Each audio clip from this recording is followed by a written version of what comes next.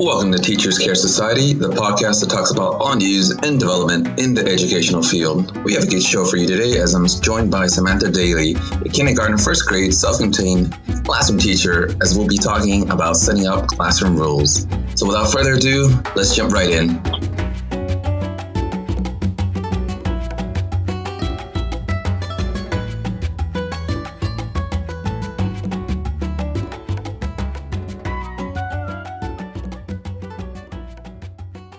All right, welcome back. Today's guest is Samantha Daly, a special education teacher from New Jersey. So I must admit, it seems like you've done it all. You originally started working as a paraprofessional while going through grad school. Congratulations, by the way.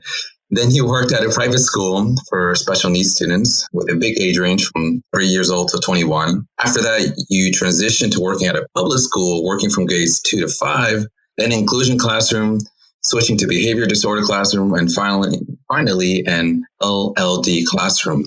So for those who don't know, LLD classrooms are language and learning disability classrooms, all self-contained small group classes for students with all sorts of disabilities. Did I get that right? Yes, so all of that is correct. Thank you for having me today.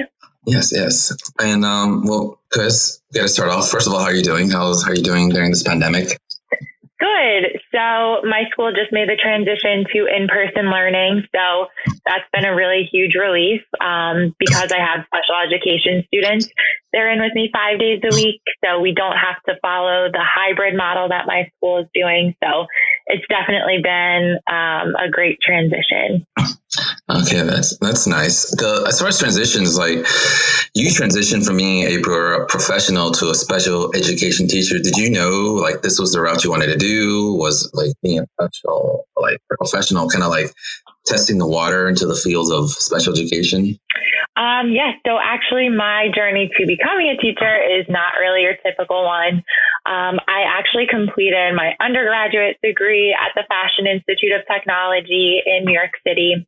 And really after completing some of my internships, I worked for some really good companies and it wasn't really making me happy. So towards the end of my senior year, I decided that I needed to just finish that degree. And then I knew that I wanted to move on and do something that I could see myself doing for the rest of my life. So actually, my mom has been a teacher and I knew how much she had loved her job. So it was definitely something that I could see myself doing.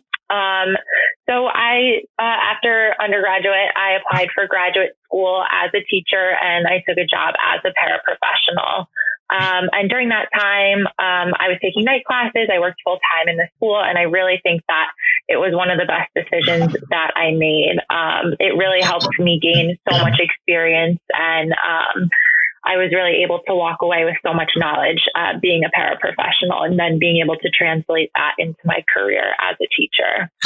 So there's a lot of stigma about what paraprofessionals do and their importance. Like they often don't get enough praise for what they do.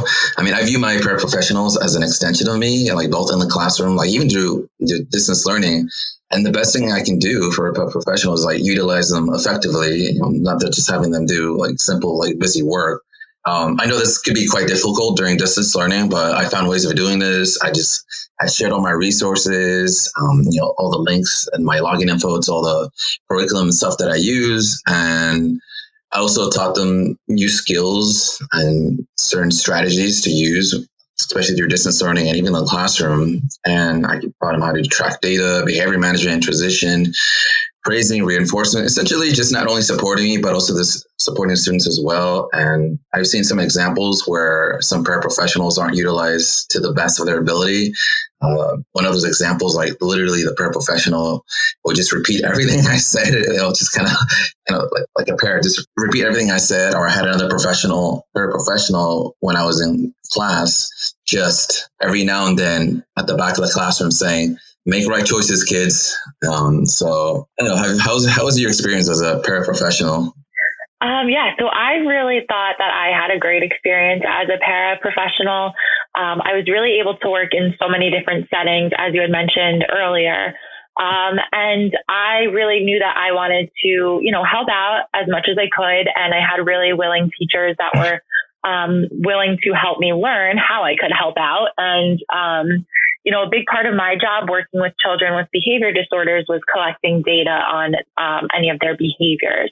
So I really think that having these experiences helped me get a job so quickly out of graduate school, because you really are getting that firsthand experience working with the students and being in a classroom every day. I know a lot of my friends had been subbing during graduate school, and I just don't think that it equates to the experience that you get as a paraprofessional. And I think I really lucked out having great classroom teachers that were willing to let us step in and take some load off of their hands. So I do think that they deserve a lot of praise. I don't think my classroom would function as well as it does without my paraprofessionals. They really, I think having that experience as a paraprofessional makes me appreciate them so much more.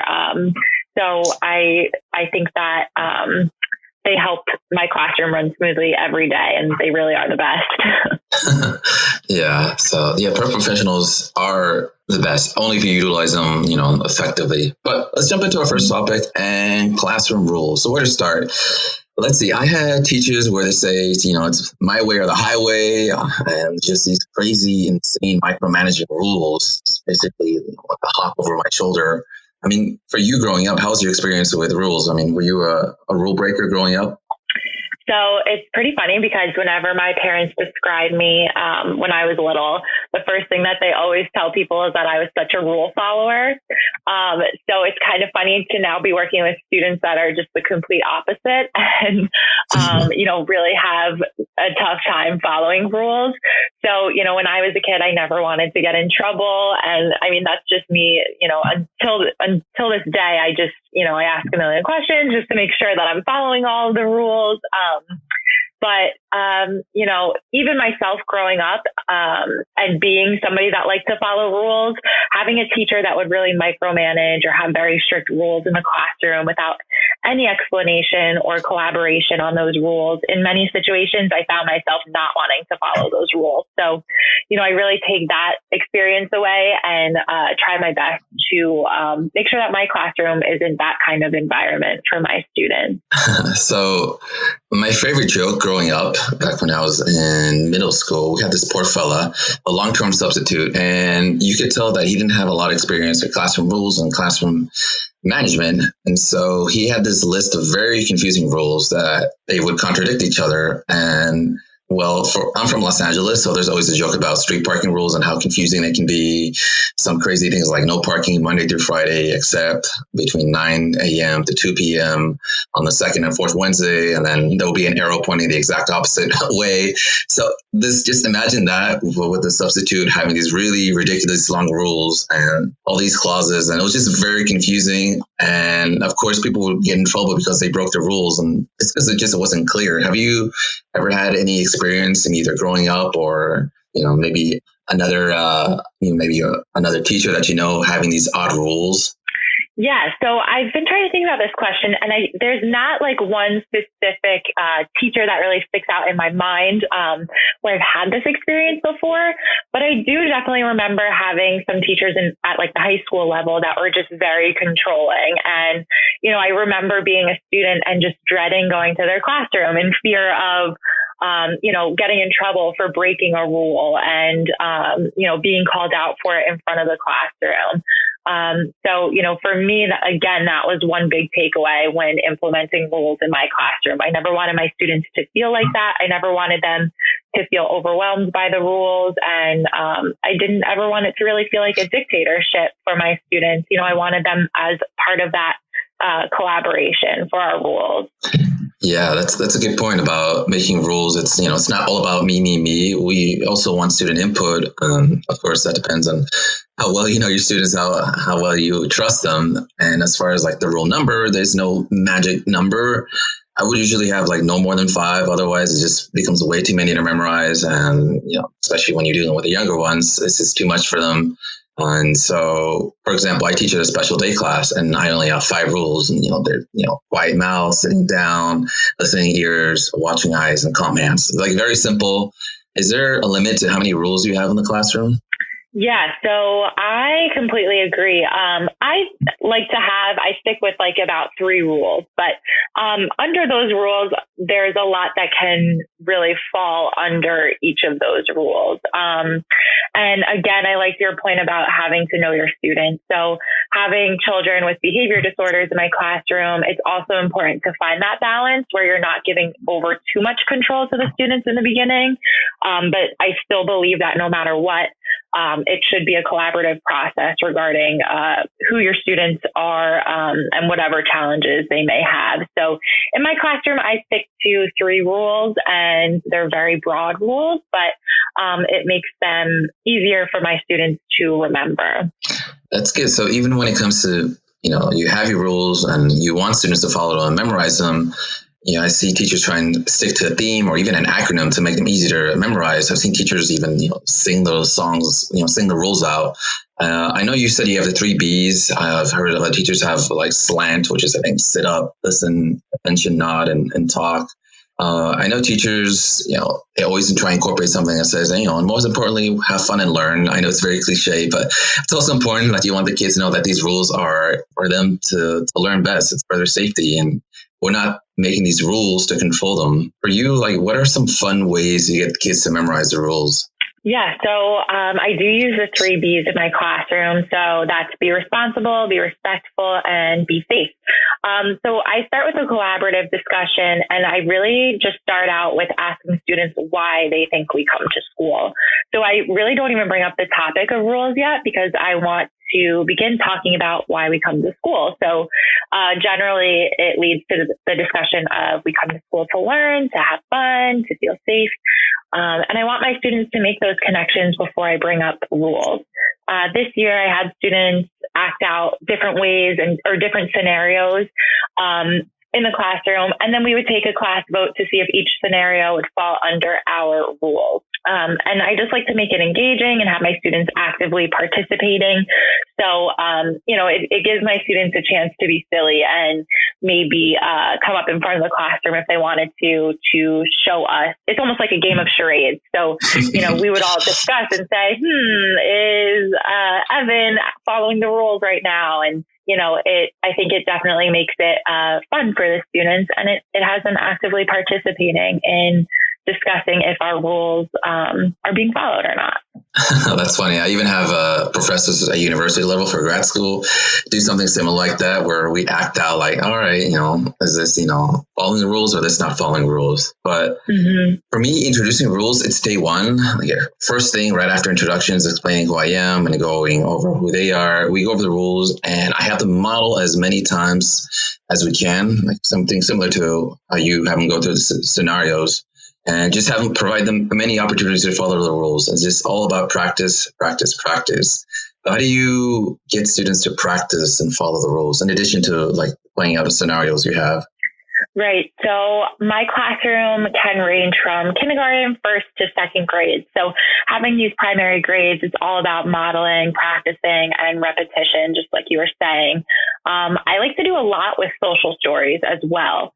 We spend a lot of time practicing and going through our routines. And if I notice that my students have, we have a specific situation in the classroom, I'll bring in a social story so students can see it from another perspective and make a text to world connection.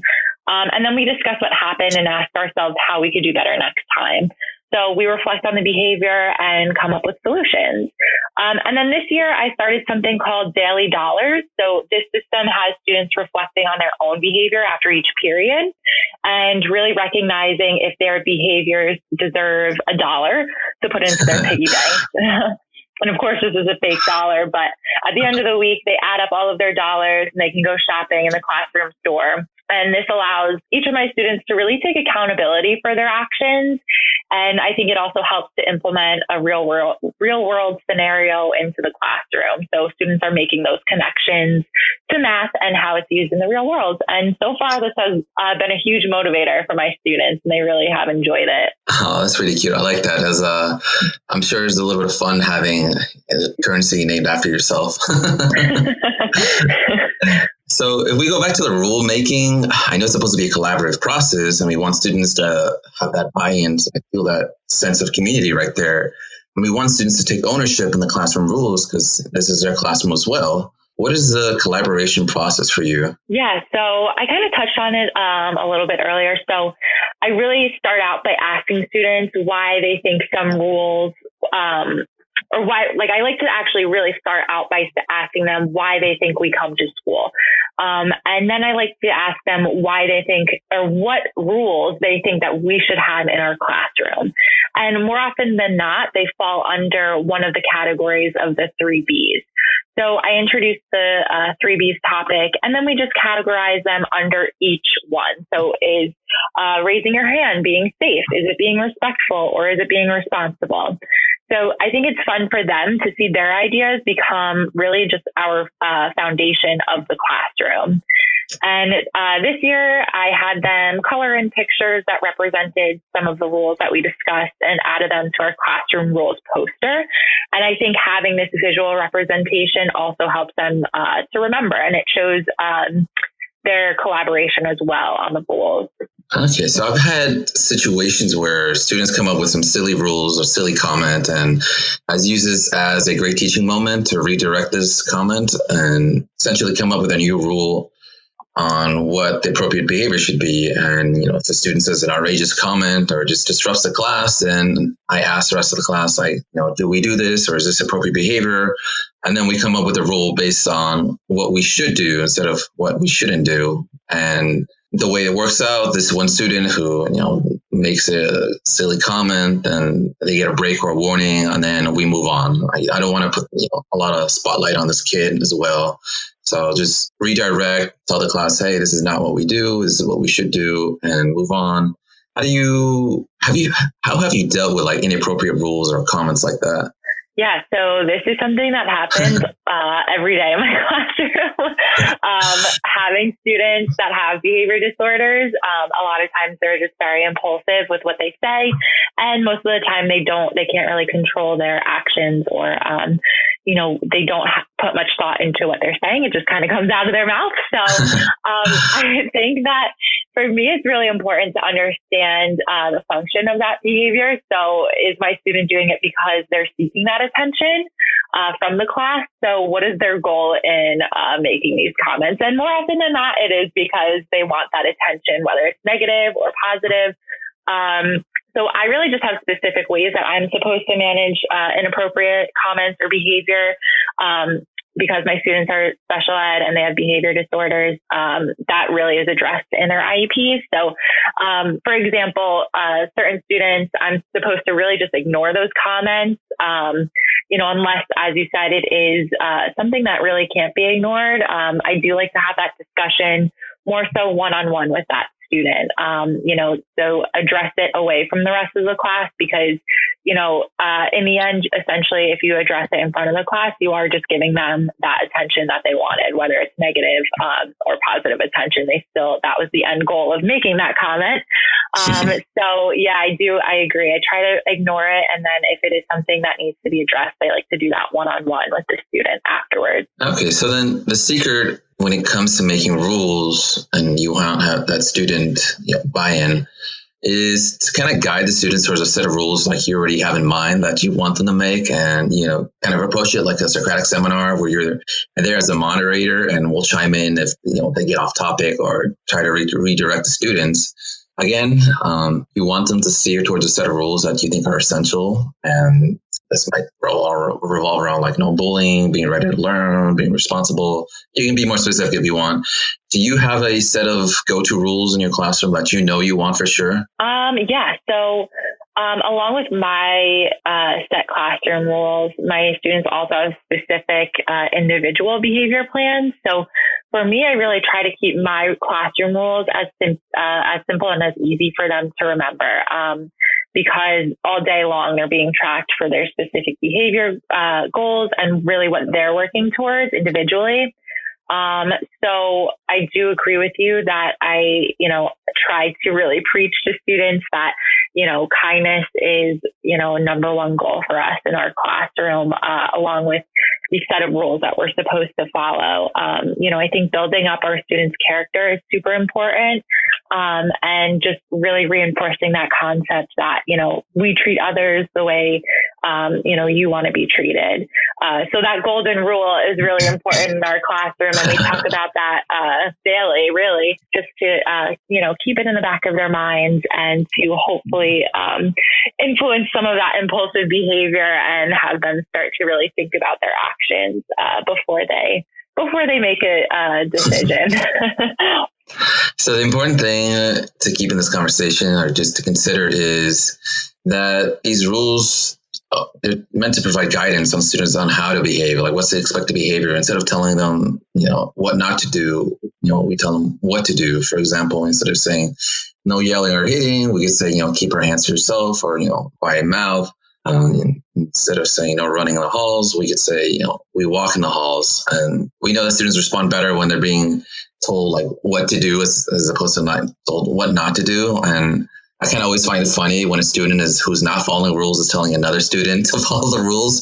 I don't know if you've seen this before, or even a student just might give a friendly reminder to another student about the rules. Like, hey, we're supposed to do this. Have you seen something like this before? Yes. So I think it's such a fine line, like as an educator, because you're like, yes, like they're taking responsibility. Like I'm so happy. But then when it's, the student that's not following the rules, it's so like, it's almost like, oh, like, what do I do? But yeah, I think that as educators, that is our end goal, is for students to really take that responsibility and to almost manage themselves and to manage each other. But I do definitely see it a lot where it is the student that consistently is not following the rules and almost, takes on that role of pointing out other students' flaws. So yeah, that's kind of tough. But I guess, as far as when students in the classroom begin to monitor each other's behavior, and in a positive way, in a kind way, it is great when you start to see them taking ownership for their actions and for their peers' actions. So I think that's definitely really important, and it makes me happy to see. So back when I taught Gen Ed, I had scenarios and situations where I would tell the kids, turn to your neighbor and check if they have their desk cleared for recess. I've seen situations where students respond better to listening to the rules from a peer as opposed to me. And last year I had a student who just wouldn't listen to me. And I tried, everything, nonverbal reminders with icons and praising other students who did follow the rules. And, every teacher has that one stare where they would look at the student and they expect them to like, hey, I'm watching you. And so basically like what happened is I really wanted to avoid the student like miss out on recess or, keep any kind of punishment because they weren't following the rules. And I finally incorporated like this peer check system where I would have a peer sit next to a student, like my model student sit next to the student who needed a little bit of redirection. And it worked quite well. So I had this girl who would remind her peer, make sure you have calm voice, make sure, you have all this stuff right here. And she would offer her help. And he really responded well. He didn't really listen to me that much, and he didn't really listen to the other students as well either. And he really responded well to this one student, this one girl. And I was quite surprised. Like she was really friend with him, but also in a caring way, kind of like that motherly figure. And I was just quite surprised. And again, I only did this with permission from like quote unquote like my model student. Because again, I didn't want to pair a student who might be disruptive next to another student and then have a situation where they're both not learning because behavior might be too disruptive.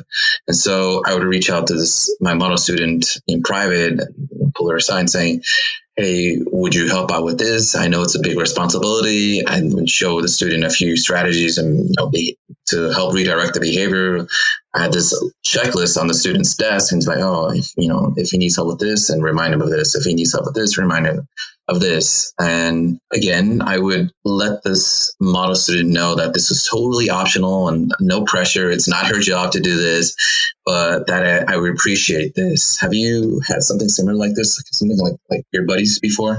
So personally, I have not had experience with this yet, but after hearing about it, I really like the idea. So it's definitely something that I would love to try in my classroom. Again, having this self-contained classroom, it might be a little bit challenging to implement, being that most of my students are in the classroom themselves because of their challenging behaviors. But it definitely is, I could definitely see it modified for these students, and it could be a really good positive reinforcer. If you have that student who always views himself as, having problem behaviors, this could be a really great way to even build that confidence up a little bit for that student and really have them take ownership for their behaviors and their classmates' behaviors. So I definitely would love to try this. I think it's a great idea. Going back to the curating the rules together and telling students like what behavior we want them to do instead of what not to do. I also want the students to feel valued when they contribute their ideas. And I know that the students think the norm is like we go in the classroom and do whatever the teacher tells us. Like they make the rules for behavior, schedule, content, how we learn, etc. And I want students to give input on what rules and behaviors help them learn best. It's different for every student, it's different for every class, for every grade. And I asked the students what rules will give them the best and the safest learning environment. And this essentially is our first classroom collaboration on day one. We're all collaborating, we're all talking with each other. And this is rule number one. We're taking turns, listening to each other, raising hands, waiting, and having this immediate interactive learning moment from day one is a great way of showing students how to be accepting of their peers, how to be accepting of their collaboration style, their learning style. How's your collaboration process with your class? Yeah. So from that primary grade perspective, modeling is so important for them. So I really have to constantly reinforce appropriate behavior for listening to our peers and collaborating in a positive way, and accepting others' differing opinions. So for me, I like to have a lot of anchor charts in the room showing pictures of appropriate behavior and actions during peer collaboration. Bringing it back to our classroom rules, I really, again, like to start out the conversation with why do we come to school so that my students can make that connection with, we have these rules to make sure that, I'm safe in school, to make sure that I am learning in school. So these rules are really set there to benefit them. And then having them reflect on their collaboration is important as well. So I really like to model in as many ways as I can. So having my students watch myself and one of my paraprofessionals collaborate on a discussion, then maybe having them watch a video with students collaborating. And then I like to have them practice. And after they practice collaborating with each other, I like to have them reflect on their discussion and talk about what they did really well and what were some things that maybe they could work on next time. So again, bringing it back to allowing students to take ownership of their actions is really important. And I think it's an effective way to teach that collaboration to students. Oh, that's great. For me, I emphasize on day one that this is a safe space and we value everyone's voice and opinions, especially when you have maybe more timid students. And I want to give them an opportunity to speak and collaborate at their own comfort level. So I start off an activity by having them discuss, possible rules next to the partner next to them, and then maybe the rest of the table. And then eventually, from that table, I create a list, and then finally to a whole class discussion. You can see how it would be easier for a more timid student to share their ideas to just one person next to them, as opposed to raising their hand in front of the whole class. You can even have an activity where you have students share Post-it notes and create some sort of diagram or chart. And again, in this way, all the students participate and get their voice heard. How do you get all students to participate in a process like this? So I like to use a lot of the same techniques that you had mentioned. I think that asking for students to work in small groups or with a partner is much less intimidating for the shy students. And it also allows all of them to have their voices heard. When you are in that larger classroom setting, it's hard to really get to everybody to share. I also really love to use the sticky notes as well. And during virtual instruction, we found something called Jamboard. So this has a sticky note feature, and students can write down their thoughts on the sticky notes and share it on the Jamboard. So everybody is part of that collaboration process. And I do definitely think it is low risk. So students, even the students that are shy or might feel intimidated, definitely were participating as well. And I tailored this to my first graders by writing their names on the sticky notes for them already. And all they really had to do was just drag and drop it within the Jamboard to be able to express their opinions. So we practiced this at first by playing a game of Would You Rather the first week of school, and they would just drag and drop their little sticky note over if they liked cats better or dogs better. So I really have found this to be a great tool, and I've even brought it into my classroom now that we're in person, and it allows students to all participate in the classroom as well. That's so awesome. I'm glad you were able to do that same activity even through virtual distance learning. That's pretty neat. Yeah. So this is the next idea about so giving students recognition and that specific feedback when they follow the rules and do the expected appropriate behavior.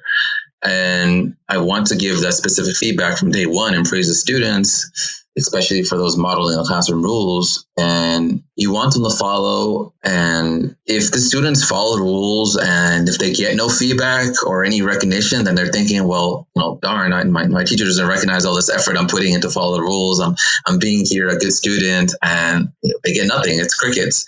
So I try and use positive reinforcement and feedback and say something like, oh, I like how Miguel's sitting quietly, or I like how Erica got her journal out and started working on today's prompt, or I like how Sammy's got the homework out, something like that. I celebrate the little accomplishments like this, especially towards the beginning, and I try and be as specific as I can. Say the student's name, praise the behavior that they're doing, and it's worked out great. And just really appreciate the small little successful moments. Have you maybe noticed a difference when praising students before a transition or at the start of class, kind of like being proactive? Or anticipating when a behavior problem is going to happen, maybe it's time to get ready for recess, and right before recess, you're like, all right, I like how, such and such is still working or quietly putting away their stuff. Yeah, so I love positive praise for my students. I use this all the time in my classroom. I think that it also really helps the rest of the class get on task too. So I think the students love to hear that they're doing a great job. And I think oftentimes when we have children with those difficult behaviors, it does get kind of hard to recognize the good that is going on in the classroom, because I think sometimes it could definitely just take a mental toll. But I notice a huge difference when I anticipate problem behavior before a transition, and trying to get ahead of it by saying, I'm looking for good listeners to give one of our daily dollars to, before we begin something new, or before, as you said, I know that a difficult period is coming up and a transition typically results in challenging behaviors. And I found that it's a great way to try to get ahead of the behavior by telling students what you're looking for. And most of the time, students really want to impress you and make you happy. So I think that works. And just really highlighting those students that have been doing a great job. I definitely think it's so important. And it's a great way to avoid problems in the classroom. They want those daily dollars. They do. So the last thing I would recommend, in addition to how I said earlier with the peer buddies, is also creating classroom jobs. Have one student be responsible maybe for attendance, two for checking homework, turning on and off the lights, stacking chairs, passing out materials. And this all ties back to the classroom community, like the whole theme of we're all in this together. This is for us to learn. And responsibility is the most important lesson, the takeaway I can have for students, especially with classroom rules. And I want them to learn about consequences as well. So I guess with classroom rules, what's the most important takeaway for you? Yeah, so I think that showing students how to take ownership of their actions is the most important thing as far as the classroom rules go. That is the end goal, in my opinion, for my students. It doesn't matter if they're 6, 5, 6, 7 years old. It doesn't matter. I just want them to really take ownership and reflect on their behaviors and the actions that they're taking. And I never want my classroom to feel like it's a dictatorship. I never want them to come into the classroom and, as you stated earlier, having all of these confusing, a long list of rules. I want them to be part of that process, and I want them to want to follow the rules in the classroom. As we wrap this episode up, is there any advice you give maybe to new incoming teachers or those of thinking entering the field, especially with all this like craziness that's going on? Yeah, so I think that the biggest takeaway for me transitioning into the field of education is that you just really have to do what makes you happy. And just to remember that even if some days feel like they are just really impossible, that you really are making a difference in these children's lives, and they really do love you and look forward to seeing you every day. All right. So I want to thank Samantha. Thank you for taking the time out of your day to join us. I want to thank the listeners and see you next time. Thank you so much.